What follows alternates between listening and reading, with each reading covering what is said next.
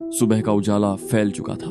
किले के दरवाजे खुल चुके थे। जख्मी सिपाही और औरतें अपने अपने अपनों की खबर ले रही थीं।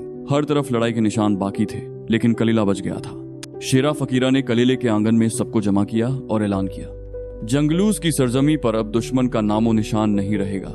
लोगों ने नारे लगाए, फकीरे बादशाह जिंदाबाद, जंगलूस की आजादी जिंदाबाद। मगर इस जोश के बीच मुराद खान, जो फकीरे का करीबी था, दबे कदमों से काला रहीम के पास पहुंचा। उसने धीमी आवाज में कहा, वक्त आ गया है, अब फकीरे की गर्दन कल शाम तक मेरे हाथ में होगी।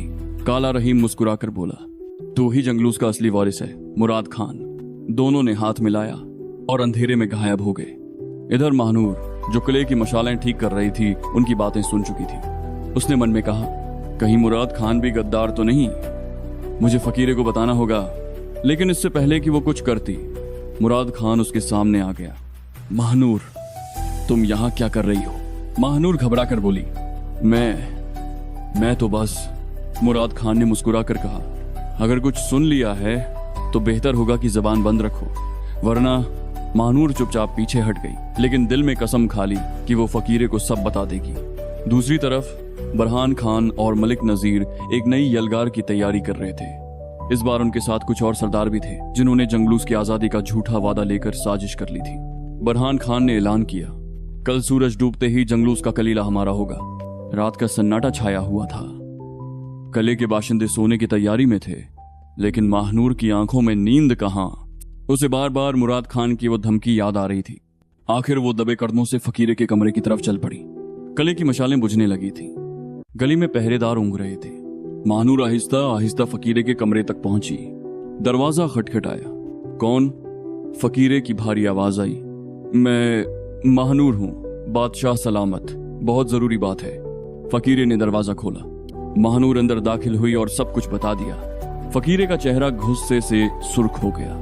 मुराद खान, जिसे मैं भाई समझता था, उसकी ये हिम्मत। फकीरे ने फौरन पहरेदार बुलाए और हुक्म दिया, मुराद खान को पकड़कर मेरे सामने लाओ। पहरेदार दौड़ पड़ी, लेकिन मुराद खान तो कली से निकलने की फिराक में था। वो दीवार फांदने ही वाला था कि फकीरे के वफादार सिपाही गुलबाज ने तलवार तान दी। बस मुराद खानान अब एक कदम भी आगे बढ़ाया तो गर्दन धड़ से अलग। मुराद खान ने पीछे मुड़कर देखा, चेहरा सफेद पड़ गया। मुझे जाने दो, मैंने गलती कर दी थी। फकीरा भी वहीं पहुंच गया। मुराद खान उसके कदमों में गिर पड़ा। भाई, मुझे माफ कर दो, शैतान ने भटका दिया। फकीरा गरज कर बोला, जो अपनी जमीन और भाई से गद्दारी करे उसका अंजाम सिर्फ मौत है। गुलबाज ने तलवार का वार किया और मुराद खान की गर्दन धड़ से अलग कर दी। उधर बरहान खान को खबर मिली कि मुराद खान मारा गया। वो गुस्से से आग बबूला हो गया। अब सूरज निकलने से पहले फकीरे का सिर मेरे कदमों में होना चाहिए। बरहान खान ने मलिक नजीर और बाकी सरदारों को बुलाया। ऐलान किया, कल रात कलीले का अंदरूनी दरवाजा खोलने वाला अब भी जिंदा है, बस एक और गद्दार। काला रहीम मुस्कुराकर बोला, बस इशारा करो, जंगलूस की दीवारें धूल हो जाएंगी। सुबह होने से पहले किले में अजीब सा सन्नाटा था, मगर फकीरा जानता था कि दुश्मन की अगली चाल बहुत करीब है। मुराद खान और काला रहीम की गद्दारी का सफाया तो हो चुका था, लेकिन बाहर दुश्मन की फौज जमा हो चुकी थी। गुलबाज, फकीरे का वफादार सिपाही, किले की दीवार पर पहरा दे रहा था। तभी उसे एक साया नजर आया। कौन है? साया रुक गया और जैसे ही गुलबाज ने पास जाकर देखा, वो काला रहीम था। गुलबाज, मजबूरी थी, मैं बस अपनी जान बचाना चाहता था। गुलबाज ने तलवार निकालते हुए कहा, गद्दार की कोई माफी नहीं। काला रहीम ने लड़ने की कोशिश की, मगर गुलबाज की तलवार ने पल भर में उसका काम तमाम कर दिया।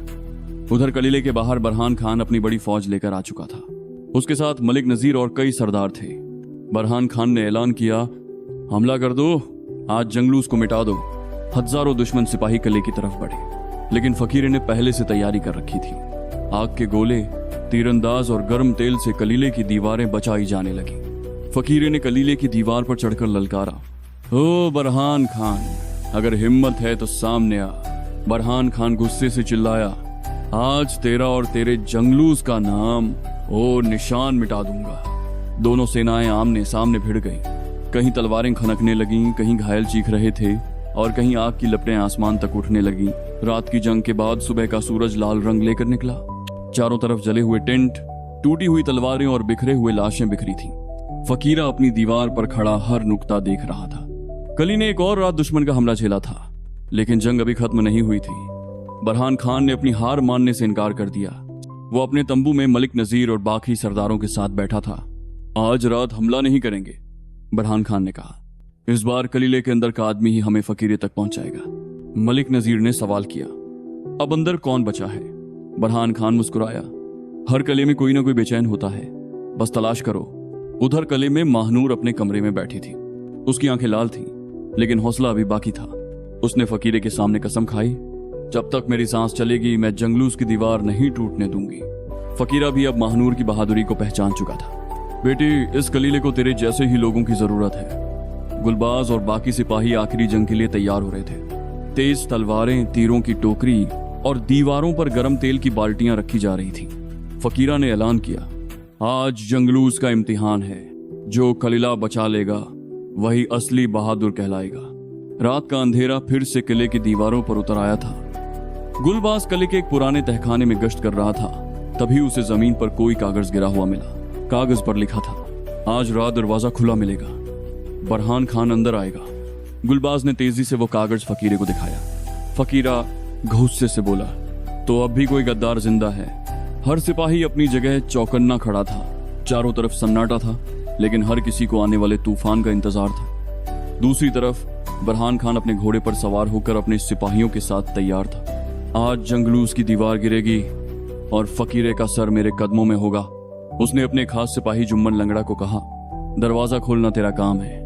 जुम्मन लंगड़ा चुपके से किले की दीवार के नीचे पहुंचा, लेकिन वहां पहले से गुलबाज और उसके सिपाही घात लगाए बैठे थे। जैसे ही जुम्मन ने दरवाजे की कुंडी खोली, गुलबाज ने तलवार तान दी। गद्दार की सजा मौत है। फकीरे के हुक्म पर जुम्मन को वही दीवार पर लटकाया गया।